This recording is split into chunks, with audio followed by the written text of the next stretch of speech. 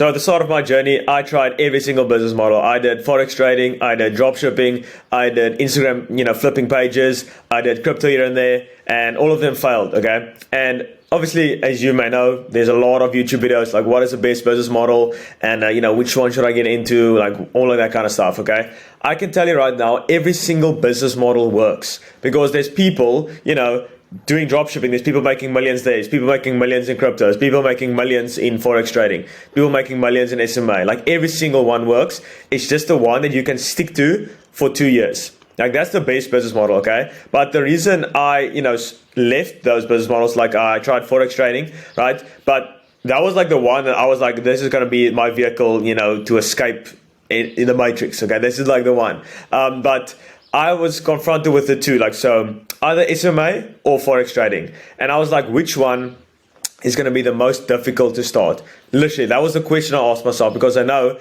if the path is difficult to achieve success in it, you are going to learn more things, okay? So that is why I, subconsciously I was like, this is the best one, okay? And in this video, I'm going to explain why. At the time, I didn't know why, but now I know why this is the best business model, okay? And I'm glad I definitely, took this route. So why SMA is the best business model to start. So I'm not biased when I say this. Obviously, I run my own one, but I don't have anything to sell you on this. So it's not like, I've obviously got more experience in this, and that's why I chose it at the start, to invest all that time and effort into. But like now I know why this is so important, okay? So the first question on everyone's mind is like, what business should I start? Like, how do I escape the matrix? Like, how do I do this?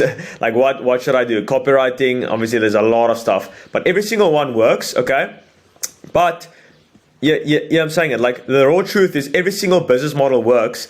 There are just some business models that help you more in the long term, okay? And that business model is SMA, okay? And in this video, I'm going to explain why that's the case, okay? So all the skills you learn running an SMA. So there's a lot of skills, okay? I'm going to go over every single one now. So let's start with acquisition. Let's start from the front. So acquisition is essentially turning a stranger into a customer, okay? This is Alex Amosi. He's obviously the acquisition king. So here are all the skills you learn, okay? So like you learn lead sourcing. That's essentially where you get leads. So a lead is basically someone you can contact, okay? So lead sourcing is, that's also a process, not a difficult skill to learn, but it's still a valuable skill nonetheless, okay? You need to know who you're reaching out to, and you need to know how to contact them, how to get the email, where to get their numbers. Like it's like a 3 out of 10 skill, but it's still a skill to learn nonetheless, because if you can't contact anyone, you're not going to make money, okay? The next skill, and this is all in SMA, okay? This is all the skills you learn. So the more skills you learn, the more you will, it's not about necessarily making the most money now. It's like, how many skills can you learn that you can then transition into another business model? That's the entire goal. Like with forex trading, I'm just, obviously people are making tons of money. Okay, I'm not against it, but I want to learn as much skills as possible that can help me in any area of life. So, forex trading, obviously I'm not a professional, but like you learn emotional management, and like all the forex traders are gonna go crazy now, but like emotional management and like signals, tracking the signals and stuff like that, patterns. And obviously I'm not a professional, but like those are the basic skills you learn, okay? There's obviously other few, but like those are the basic ones. Like with SMA, you learn all these skills that you can then take into another business and rapidly grow that, okay? So you're multifaceted. So that's the entire key. So you learn copywriting. If you can't learn to persuade someone with your words, you will also stay broke. And that's with emails. Obviously in SMA, you write emails and DMs. Like that's copywriting, okay? That's like a 6 out of 10 skill. Very important. So if you're writing a book, you need copywriting. If you're writing tweets, you need copywriting. Like it can help you in so many aspects. Know what I mean? So even lead sourcing, you can take that into other business. Let's say you're starting like a coaching business, you need lead sourcing, you need that skill. Next one is offer creation. Like creating an offer people can't say no to. That's like a 7 out of 10 skill, okay? Also very important, because that sets the expectation of your clients. And and also you need copywriting with that. You see what I mean? Like all these skills are intertwined that you can use in other businesses, okay? You learn appointment booking. appointment. Something is wrong there. Anyway, that's misspelled, but anyway. So you learn appointment booking. To actually, difficult this. This is like a 7 out of 10 skill set. To contact someone and then through an email, get them to invest like 1 hour of their time on a Zoom call with you to give you money. You know how difficult that skill set is? Like you sending words on a keyboard and then they are giving you money, hopping on a call to give you money. Like, how difficult that is through copywriting. So appointment booking is like setting the appointment. So being persuasive in your words, still driving curiosity, all that kind of stuff, okay? Very important skill set. So a lot of people, they scale to like $10,000, $20,000 in pretty quickly because they already have these skills. So like some people might take 12 months because they're starting from absolute scratch. They need to learn everything. But once you've learned these skills, I've learned these skills, I can take that into another business and scale to like $20,000 a month in 2 months. Like instantly, because I already know how to do that. And that's a skill set I already have. Okay. So pitching, that's also a difficult one. Pitching your offer, being confident, persuasive, objection handling, that's the next one. Like if they have objections, just handling that. Obviously I don't have many objections. Usually if you do it right, you don't get many objections, but like that's also another skill, extremely difficult one. That's also the 7 out of 10 skill set. So that's just with acquisition. That's essentially turning a stranger into a customer. So you need to learn these skills. Turning a stranger who views your content into a customer. That's one of the most important skills ever. And this is like the base skill sets you need in order to achieve that, okay? So acquisition this stage is all about turning a stranger into a buying customer, okay? So you'll experience the biggest leap in your business once you've signed your first client, okay? Just get $1 from someone's bank account to yours. That's why all these people are like, just get someone to send you $1. Just do that. If you're starting from scratch, just do that, because you have to set up an LLC, you have to set up a Stripe account, you have to set up some type of offer, you have to have a bank account. Like all these steps need to be in place in order for someone to send $1 to your bank account.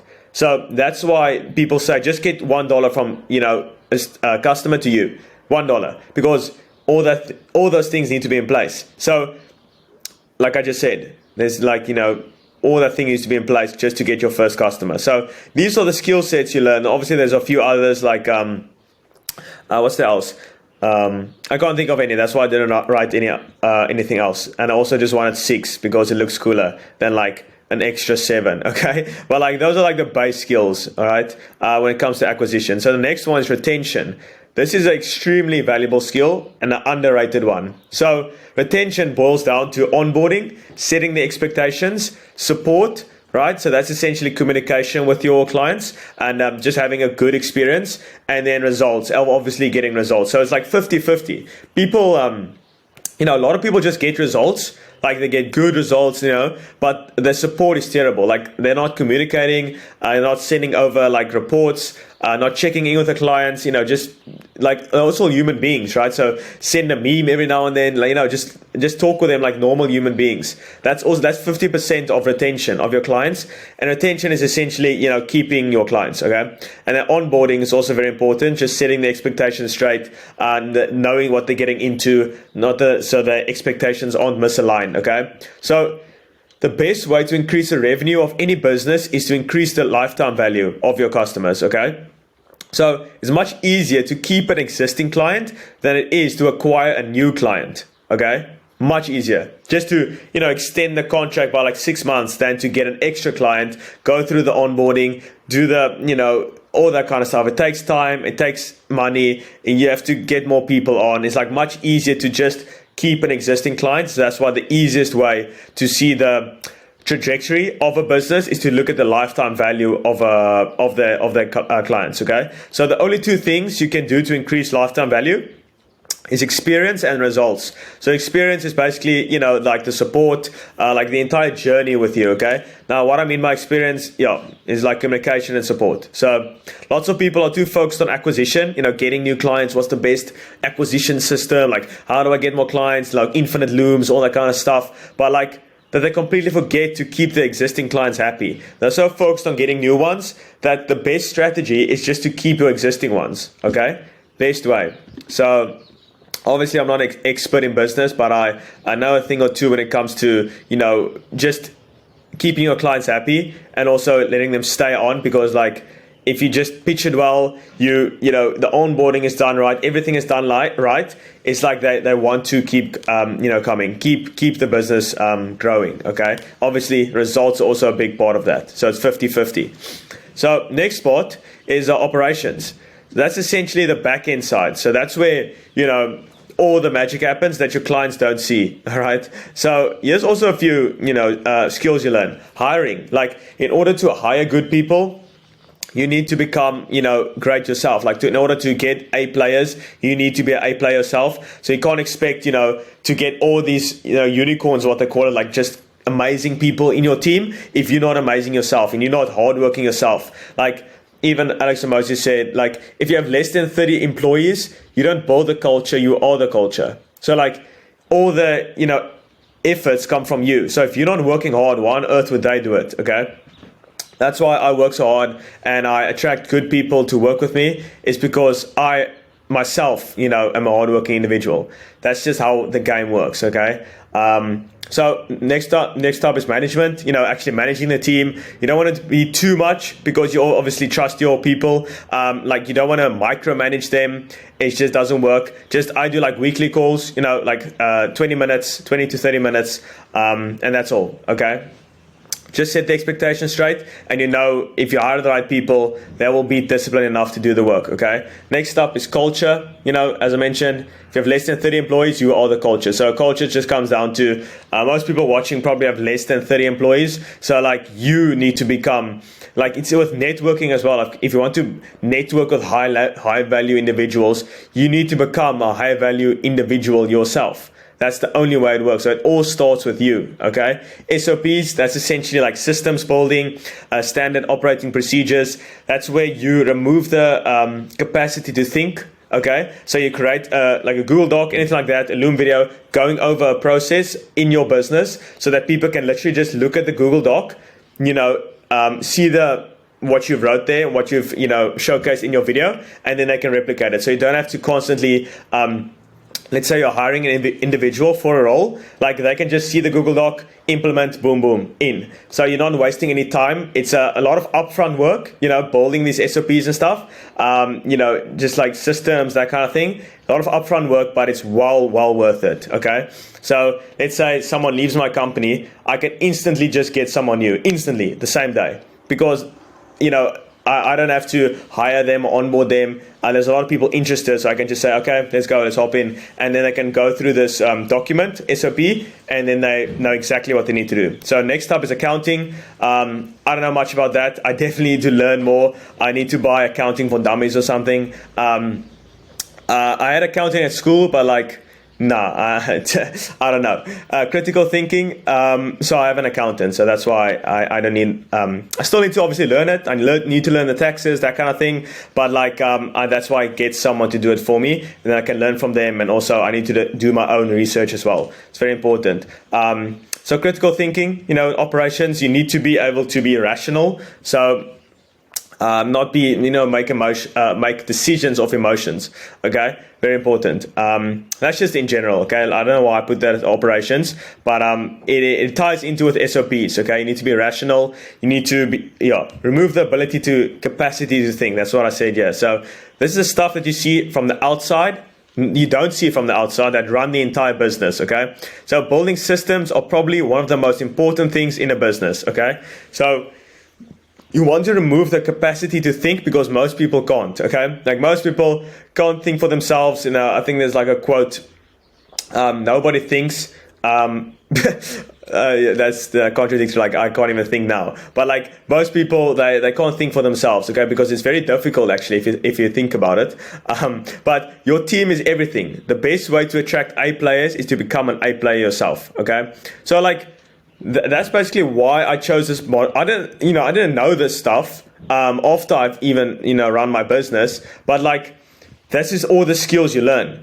All the stuff like lead sourcing, copywriting, getting customers, keeping customers, and keeping customers happy through operations and streamlining your business to scale. Like, all the stuff can be used in basically any business, okay? There's obviously businesses I don't know much of, but like most of the businesses you need, you need sales as well. That's one thing, or it's basically pitching and objection handling. Anyone can do sales. That's basically just asking questions, but pitching and objection handling, those are the two most important skills. Like, if you have that skill, you can make $20,000 a month. Like, if you have sales as a skill set, you can make $20,000 a month. So like, you learn all these skills, you have a business that you can generate $100,000 a month. It just takes some time, okay, and effort, and actually doing the right work, and working hard, learning, all that kind of stuff, okay? So, from 0 to 6 figures, so basically $8,000 a month, is literally just, one product, one avatar, one channel. So one product, one service, you identify a problem in the marketplace. You have one avatar, one specific type of client you help with, and one channel. So channel is basically how you reach those people. It's going to be DMs, content, ads, emails, anything like that. And then to 7 figures, it's just basically doing that same thing consistently, okay? That's literally how you get to 7 figures. 7 figures is $83,000 a month, okay? So a lot of people that, me included, I haven't gotten there yet. I'm pretty confident I will get there. It just takes some time, like just being consistent with it. And that's probably my superpower. So that's why I think it's inevitable that I get there. So this is all the skills you learn, okay? And it's extremely valuable because it will help you in the future. And when I was presented with the opportunity to do either Forex or, trading or SMMA, I was like, in the back of my mind, I was like, which one will be the most difficult at the start? And I'm not kidding when I said that. I was like, which one is going to be, the most upfront work? Like, it's, not a lot of people ask themselves that. They want the easiest, I just want easy. But if you take easy choices, you will have a hard life. If you have hard choices, hard stuff you do, you will have an easy life, okay? Just the basics. So if you enjoyed this one, hopefully you got some value from this, and I highly suggest. It's still a very plausible business model, 100%. It'll still be like, marketing will never die. There's like 22 million businesses, and all of them suck at marketing. Like, not even 1% of them are good. Most of them don't even have a website. So most business owners are like 50, 60 years old, and they don't want to keep up with all this new technology. So you just come in and help them with it. Easy as that. It will never, marketing will never die. Okay. That's why I still think this is one of the best business models. I'm semi-biased when I say that, because I'm going to bring out some form of like a consulting or stuff like that, helping other people build their business. But still, I would do this even if I wasn't doing that, truly. Okay, that's why I started this in the first place. It's because I knew I wouldn't be doing it myself if it's not, the best opportunity that will make me the most money, the fastest way possible, with the least amount of skill set. Okay, I wouldn't do that myself. So, if you got some value from this, thumbs up if you did, and also subscribe. I post 2 to 3 videos a week. I did 3 this week because last week I only did 1. So I'm always extremely consistent with everything I do. So that when I, skipped yesterday or last week, I'm doing an extra one this week. Okay, so this is obviously Friday's video, and then I'm going to bring out another one Tuesday and Thursday probably. So hopefully you enjoyed it, and then I'll see you next week. Bye-bye.